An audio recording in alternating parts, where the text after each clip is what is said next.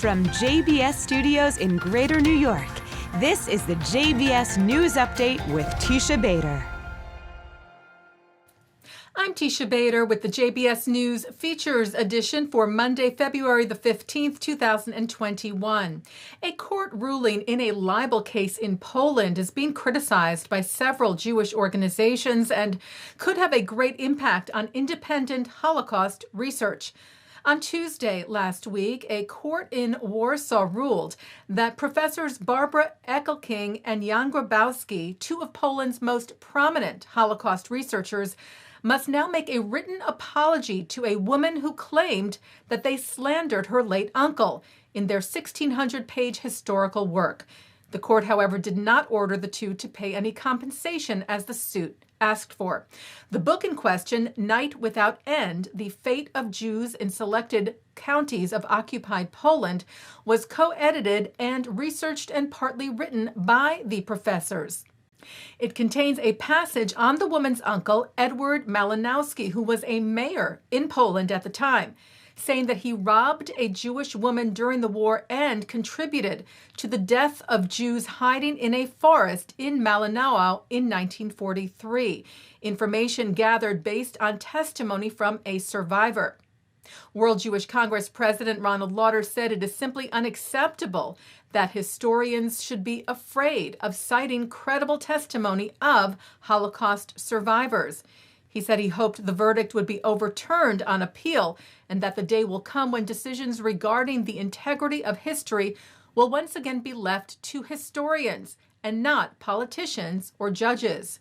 Israel's memorial to the Holocaust, Yad Vashem, said any attempts to limit academic and public discourse through political or legal pressure is unacceptable and constitutes a substantive blow to academic freedom, adding that they know and respect the work of these scholars and will publish the English edition of their book. B'nai B'rith International tweeted, this decision confirms fears that Poland's 2018 remembrance law would stifle honest inquiry in Poland's wartime past. And the New York Times cited Professor Grabowski earlier last week, saying that in a normal world, this case would have been dismissed long ago. But Poland, he said, can no longer be considered a normal democracy.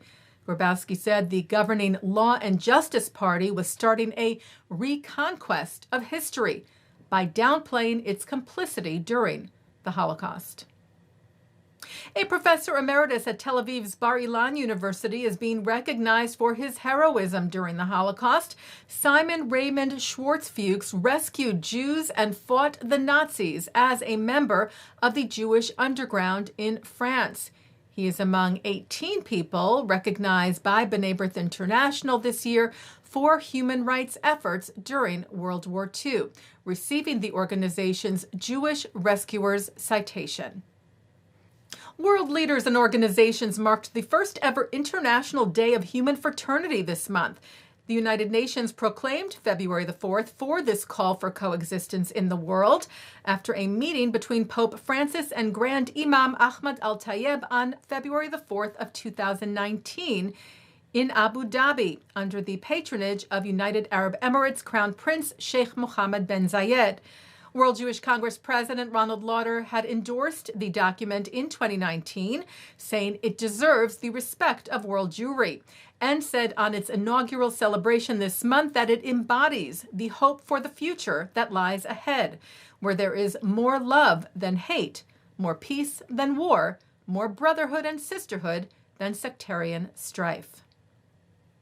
Well, an Israeli company said it has made the world's first laboratory-cultivated ribeye steak.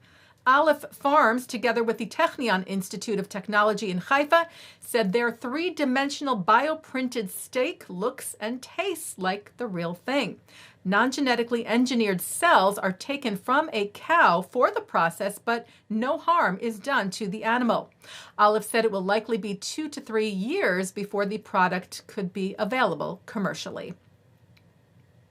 Taking a look now at our programming for tonight on JBS for Monday, February the 15th, which includes some special programming for President's Day, including at 8 o'clock the program George Washington's Letter to the Jews of Rhode Island, affirming the principle of religious tolerance, which was taped at Congregation Charith Israel in New York City.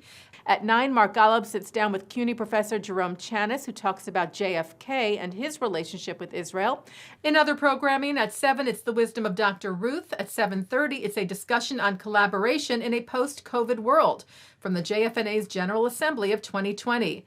And at 10 tonight, Bernard-Henri Lévy, one of the West's leading intellectuals, discusses the changing role of America on the global political scene. And coming up next, it's The Der Show with Alan Dershowitz. And that's the JBS News Features edition for Monday, February the 15th, 2021.